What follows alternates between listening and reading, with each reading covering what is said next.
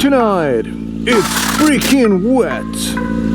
It's kind of moist. And I still decided to ride to work today because it's not that rainy.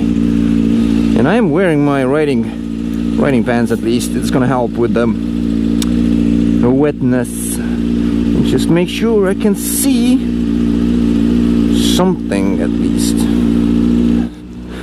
But as it has been stated by the legends before me, the moisture is the essence of wetness.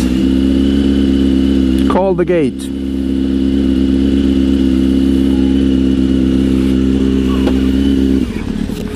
Sesame opens.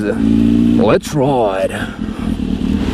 And that's one thing I don't like about riding gear, is that it makes you feel so stuffed. It's difficult to move myself. I have a riding jacket as well, but it has 3 different layers, and each one of those is more uncomfortable than the other. They are practical, I would give it that, but boy are they uncomfortable.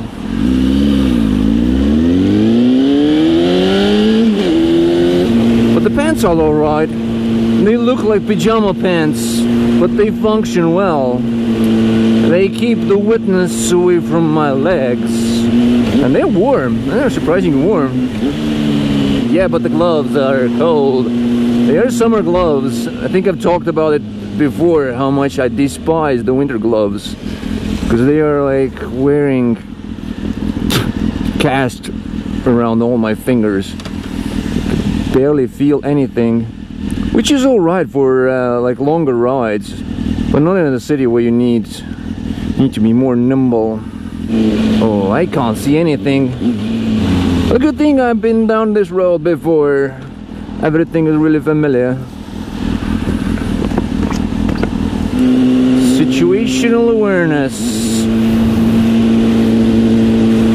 So apart from my hands being quite cold and frosty, but they're still moving, so that's alright. And visibility being just bad. I don't even know whether it's because of its sweat or there's just this overall moisture in the air which prevents from anything. Ah no, it's just the inside is fogged up. Okay.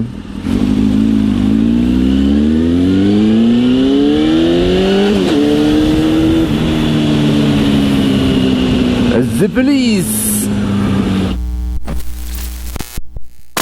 Hi there, sorry for the interruption. I just wanted to talk about my Dumo helmet a little bit more in detail. First of all, the mohawk sticks to the helmet super well. You can lift by it, the whole helmet, and bear in mind the helmet now weighs about almost 2 kilos.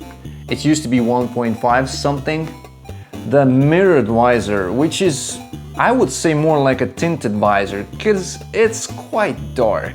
Meaning that when you have those darker, rainier days like we've had here for a while now, it's kind of difficult to see through at times. But as I stated before, you know, if you know the road, you know, right?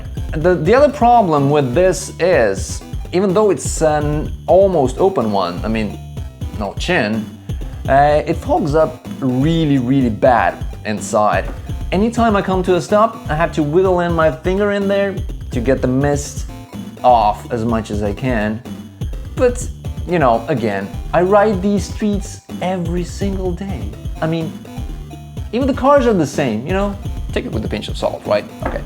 The next thing I installed was the little vloggy microphone, which connects to the GoPro, and it's a Røde SmartLav Plus lavaliere mic, which actually is for the smartphone. So it's the connection is somewhat different, so I had to get a lot of different connecting cable pieces to make it work, but it works. It's sublime.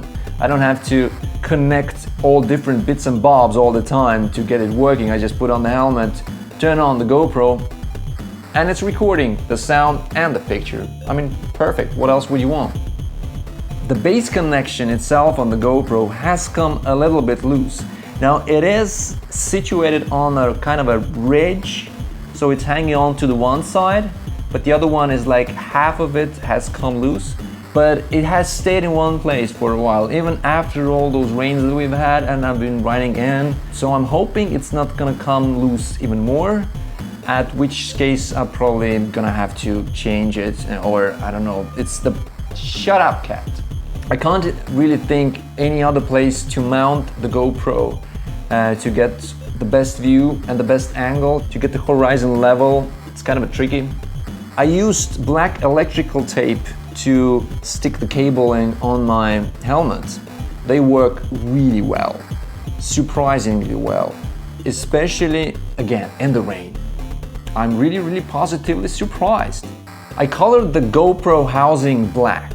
Now I used a black marker to do that. It's a waterproof marker, and so far I'd say it has been waterproof. The problem with it is that I didn't do a good job coloring it, so you can kind of see through it and you can see the lines from up close. Up far, doesn't matter, it looks black.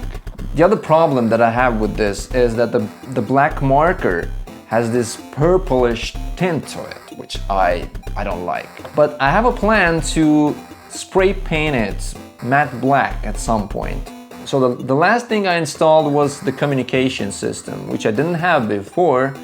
It's a Cardo Scala Q3. It has quite decent speakers inside. I don't really listen to music that much in riding in the city, because I like to have the concentration fully on the road, and it sort of distracts me. And the sound is, it's there.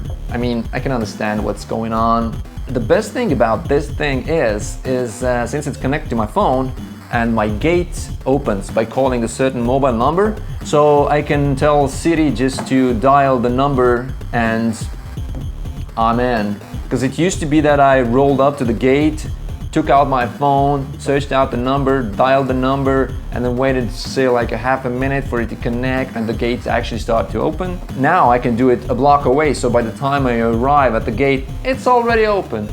That was it. I'll let you get back to the riding part now.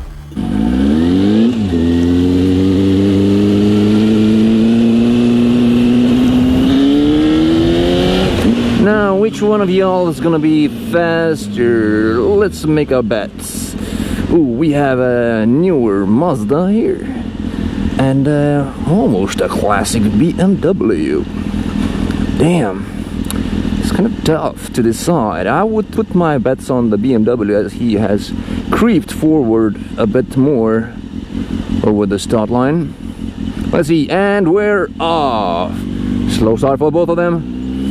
Oh, the BMW turned away. What a unexpected turn of events, as he wasn't indicating at all. Oh my god. Yeah, I'm not really surprised. That shall conclude my moist venture, my trip to work. See you next week, or earlier, who knows. Ooh, it's windy.